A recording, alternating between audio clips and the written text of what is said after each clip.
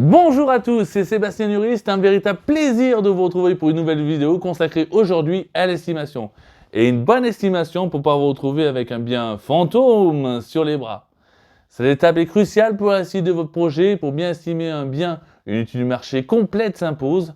Le prix au mètre carré dans votre quartier, mais pas que. La superficie, son état, son exposition, les autres biens en vente, la poule de la voisine, le chien du voisin... Non, là je plaisante. Même si chez propriétéprivée.com, nous n'en sommes pas très loin. Car notre étude de marché comporte une vingtaine de pages, quand chez nos concurrents, sans les nommer, c'est une page, et encore. Tous ces critères sont importants et ne doivent pas être négligés ou bâclés.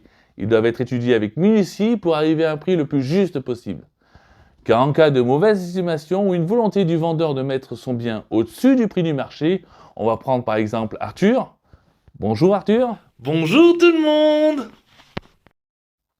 Sébastien, le meilleur conseiller immobilier de tous les temps. J'allais mettre le super conseiller, mais là je me suis dit ça va peut-être faire un peu trop. Arthur qui vend sa maison 4 chambres, 110 mètres carrés, elle est estimée à 310 000, il en veut 360 000 Arthur. L'acquéreur qui a 310 000 de budget max ne verra pas le bien Arthur. Par contre, l'acquéreur qui a un petit peu plus de budget, 365 000, lui, il recherchera des caractéristiques beaucoup plus importantes, à savoir, en l'occurrence, une chambre et 20 mètres carrés en plus. Le bien ne remontera pas dans les moteurs de recherche, c'est ce qu'on appelle dans le jargon un bien fantôme.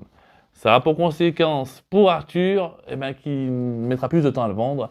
Mais voyant qu'il est resté plus longtemps en ligne, l'acquéreur négociera fortement et dans le pire des cas, il ne trouvera pas d'acquéreur. Je sais, c'est dur.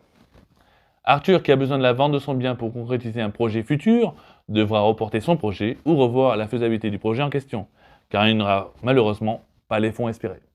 Voilà, vous en savez beaucoup plus sur l'estimation du bien et le bien fantôme. Vous savez maintenant pourquoi c'est très important d'avoir une estimation la plus juste possible et un bon conseiller.